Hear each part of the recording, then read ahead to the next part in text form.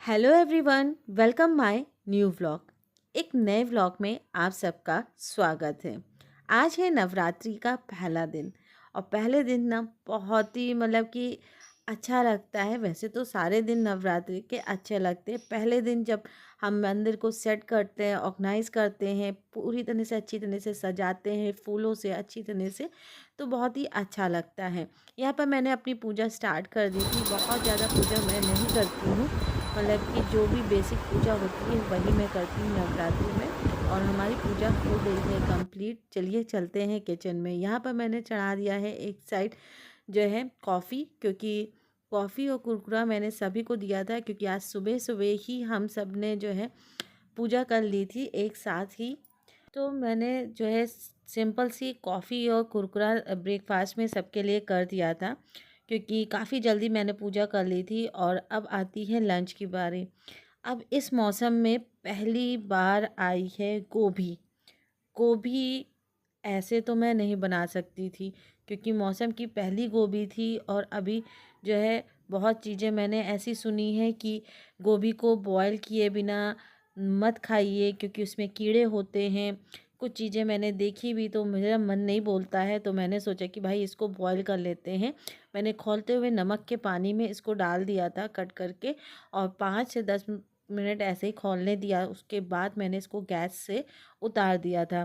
देखिए, परिवार की सेफ्टी सबसे पहले है। और चाहे कोई भी चीज़ हम खाएं या कोई चीज़ बनाएं, अगर कोई बताता है तो ज़रूर करना चाहिए। पहले तो हम लोग जब छोटे थे ना, तो बहुत सारा चीज़ें हम लोग को जानने को मिलती थी और हम लोग करते भी थे। जैसे जैसे बड़े होते गए वैसे वैसे ये सी चीज़ें ध्यान से उतारते गए, और दूसरी तरह से हम लोग अपनी लाइफ को जीने लगे हैं। तो एक तरफ मैंने कुकर चढ़ा दिया है और उसमें कुछ मसाले मैं ऐड कर रही हूँ, जो डेली के बेसिस मसाले होते हैं। बस वही मैं बनाऊंगी। सिंपल सी आलू गोभी की सब्ज़ी मैं बनाने वाली हूँ। और यहाँ पर मैंने जो है प्याज लहसुन टमाटर सब कुछ डाल दिया था। उसके बाद मैंने आलू और गोभी भी डाल दी थी। और जो डेली वाले मसाले होते हैं वो मैंने डाले थे, और कुछ नहीं। उसके बाद भून के मैंने सीटी लगा दी थी। मेरे पास कुकर दूसरा नहीं था। जो दूसरा वाला कुकर था वो थोड़ा सा सही नहीं चल रहा था, तो मैंने सोचा कि आज जो है इस तरह से ही खाना बना लेते। कढ़ाई में मैंने सब्जी पलटी और दूसरी तरफ मैंने जो है चावल चढ़ा दिया था कुकर में। तो ये है आलू गोभी की सब्ज़ी के साथ चावल आज का लंच। और यहाँ पर आ गए थे दीदी का बेटा आशीष, क्योंकि तेजस का जो गिटार था ना, जो था बहुत ज़्यादा ख़राब हो चुका था। बहुत दिन से तेजस मुझसे कह रहा था कि इसकी न्यू स्ट्रिंग्स डलवा दीजिए। मैंने सोचा कि आज करवा देते, ये काम बहुत दिनों से पेंडिंग था। तो मैंने आशीष को बुलाया। आशीष बहुत अच्छी तरह से इसको सेट कर लेता है, क्योंकि उसके पास भी गिटार है, तो वो काफ़ी बजाता है, तो इस वजह से उसको बहुत अच्छी तरह से इसके बारे में मालूम है। तो फटाफट जो है आशीष ने जो है स्ट्रिंग्स को ऐड किया। एक एक स्ट्रिंग को ऐड करने में कम से कम नहीं तो 15 मिनट लगा, क्योंकि सेट ही नहीं हो रही थी। हर गिटार की स्ट्रिंग्स अलग होती हैं और हर गिटार में अलग तरीके से लगती हैं। कि कहीं छोटी कहीं बड़ी ऐसी वाली स्ट्रिंग्स थी। इतनी तो मुझे भी नॉलेज नहीं है, मगर हाँ, बहुत ज़्यादा डिफ़िकल्टी हुई थी लगाने में, मगर फाइनली लग गई थी। यहाँ पर चेक कर रहे थे इसकी वॉइस सेट हुई है कि नहीं सेट हुई है, सही तरह से स्ट्रिंग्स लगी हैं कि नहीं। सब चीज़ें सेट करने के बाद फिर तेजस ने इसको बजाने की कोशिश की, और काफ़ी दिनों बाद तेजस बजा रहे थे, क्योंकि यहाँ पर मैंने उनको काढ़ा दे दिया था, तबीयत नहीं सही थी।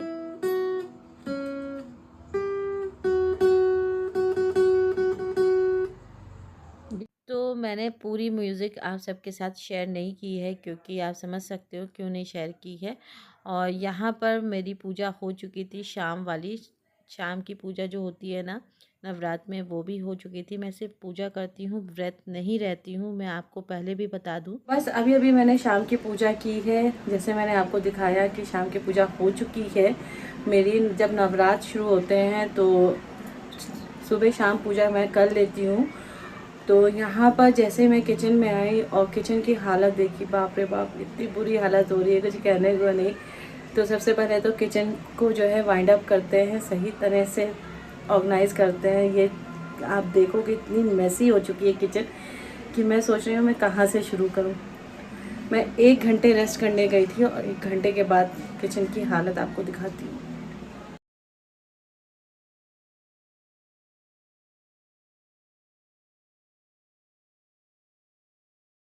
तो चलिए इसको जो है सेट कर लेते हैं, उसके बाद कुछ काम होता है।